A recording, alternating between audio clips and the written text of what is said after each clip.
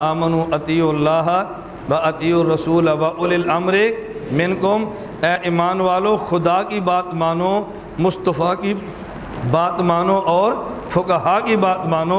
یہ ہم نے اولی الامر کا معنی فقہا کیوں کیا ہے؟ اس لیے کہ اولی الامر کا معنی فقہا صحابہ کرام نے فرمایا ہے، اور صحابی آیت کی تفسیر کرے وہ تفسیر نہیں بلکہ در حقیقت حدیث مسند ہوتی ہے، تو اولی الامر کا معنی فقہا ہے۔ ایک بات سمجھ آ گئی ہے؟ ایک بات ذرا اور سمجھ لو، اولی الامر کا معنی فقہا۔ بعض لوگ آپ سے کہیں گے کہ اولی الامر کا معنی فقہا بھی ہے، لیکن بعض مفسرین نے اولی الامر کا معنی حاکم فرمایا ہے، اس لیے اولی الامر سے مراد فقہا نہیں ہے بلکہ اولی الامر سے مراد ہے حاکم۔ آپ اس کا جواب ذہن میں رکھ لو، اور یہ جواب حضرت امام فخر الدین رازی رحمۃ اللہ علیہ نے تفسیر کبیر میں سمجھایا ہے۔ جواب کیا سمجھایا؟ فرمایا یہ بتائیں، ہمیں حکم دیا گیا ہے کہ حاکم کی بات مانو۔ حاکم کی بات کون سی مانیں گے؟ جو شریعت کے مطابق ہوگی یا شریعت کے مخالف ہوگی؟ حاکم کی وہ بات مانیں گے شریعت کے مطابق ہوگی۔ کیوں؟ اگر شریعت کے مخالف ہو جائے تو رسول اللہ صلی اللہ علیہ وسلم کا دیا ہوا ارشاد موجود ہے، لا طاعۃ لمخلوق فی معصیۃ الخالق، خالق کے مقابلے میں کبھی مخلوق کی بات نہیں مانتے۔ یہ رسول اللہ صلی اللہ علیہ وسلم کے ارشاد گرامی ہے۔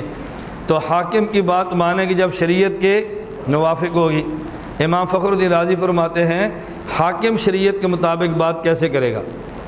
یا تو وہ عالم ہوگا، شریعت کو جانتا ہوگا، یا وہ عالم نہیں ہوگا، عالم سے پوچھتا ہوگا، شریعت کو جانتا ہوگا۔ بات سمجھنا، ہم حاکم کی بات مانیں گے جب حاکم شریعت کے مطابق بات کہے گا، اور یہ شریعت کے مطابق بات کب کہے گا؟ یا شریعت کو جانتا ہوگا، عالم ہوگا، یا شریعت کو جاننے والے کی مانتا ہوگا۔ یعنی عالم کی بات ماننے گا تو شریعت تو تبھی آتی ہے نا، یا بندہ شریعت کو جانتا ہو یا جاننے والے کی بات کو مانتا ہو۔ اگر جانتا بھی نہ ہو اور جاننے والے کی بات مانتا بھی نہ ہو تو شریعت کیسے آ سکتی ہے؟ اب امام فخر الدین رازی فرماتے ہیں اگر حاکم شریعت کو جانتا ہے تو ہم نے صرف حاکم کی بات نہیں مانی بلکہ حاکم عالم کی بات مانی۔ حاکم کی بات نہیں مانی بلکہ حاکم عالم کی بات مانی ہے۔ اور اگر حاکم شریعت کو خود نہیں جانتا بلکہ کسی شریعت والے سے پوچھ کے فیصلے کرتا ہے تو پھر ہم کہیں گے ہم نے بات مانی ہے حاکم کی اور حاکم نے بات مانی ہے عالم کی، تو حاکم کے واسطے سے ہم نے بات عالم کی مانی ہے۔ اگر حاکم عالم ہے بلا واسطہ ہم نے عالم کی بات مانی ہے، اور اگر حاکم عالم سے پوچھ کے فیصلے کرتا ہے تو ہم نے بالواسطہ عالم کی بات مانی ہے۔